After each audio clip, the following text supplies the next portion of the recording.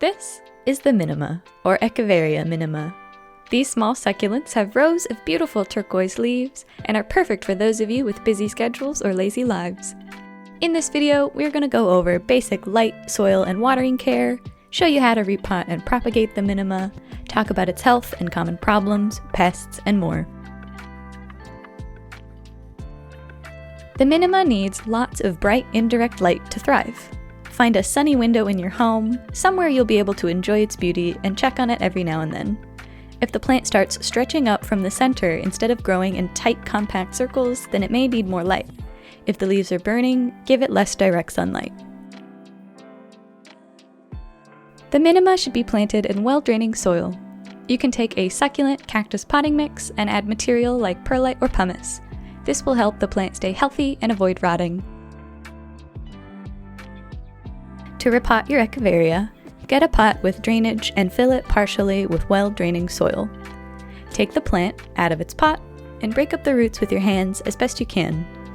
Place your plant in the soil and fill in the soil around the sides, tucking it in with your hands. Leave a little space at the top for top dressings if you like. We like to use bean pebbles to add a lovely pop of color to our arrangements. The general rule with succulents is to underwater rather than overwater. The Minima is sensitive to overwatering, so make sure that the soil is completely dry before watering. Once the soil is completely dry and the plant feels light with wrinkled leaves, pour until water runs from the bottom of the pot, then leave it alone until the soil is completely dry again. A healthy Echeveria Minima will display a tight rosette of firm, pale, blue-green leaves with magenta tips. A soft powder-like wax will cover the leaves and stems. This species is especially small for Echeveria, so don't be alarmed if it's not maturing into a large plant. As Echeveria Minima grows, its lower leaves will die off, so make sure to remove these so that they don't decay and invite fungus or mold to stay. A common problem with this plant is etiolation. This plant will stretch out and become tall rather than short and clumped without enough light. It's certainly a look, but if that's not your style, then give this plant some more light. Another common problem is overwatering. If your plant is drooping, mushy looking, and the leaves are turning translucent, yellowing, or browning, you've probably got an overwatered Echeveria on your hands.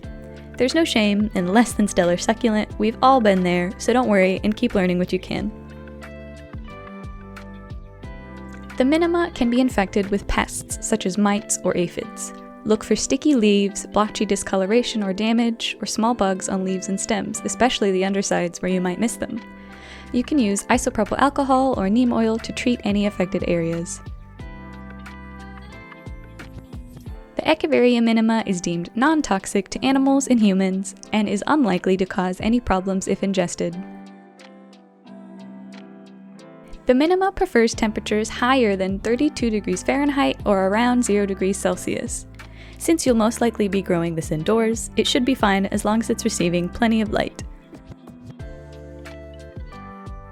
There are two good ways to propagate this Echeveria. One way is to gently take an offset growing from the base of the mother plant and planting those offsets in soil. Another way is to carefully take the leaves from the plant by wiggling the leaves side to side. Let them callus for at least a few days, then set them on top of soil until roots form. When roots form, you may water the soil only when completely dry and allow the old leaf to die off on its own. The Minima will sprout a long stem from the center of its leaves that sprout cute, peachy yellow and pink flowers in the spring. As a tip, it's good to prune these back once you're finished enjoying them so as to keep your Minima healthy. We hope that this basic guide helps you take care of your own Echeveria Minima and that it has given you the confidence to go out there and try your best. Please let us know how your own plant care journey is going and if you have any questions. We'd love it if you could like, subscribe, hit the bell, as all of that helps us make more plant content. Thank you so much and see you next time.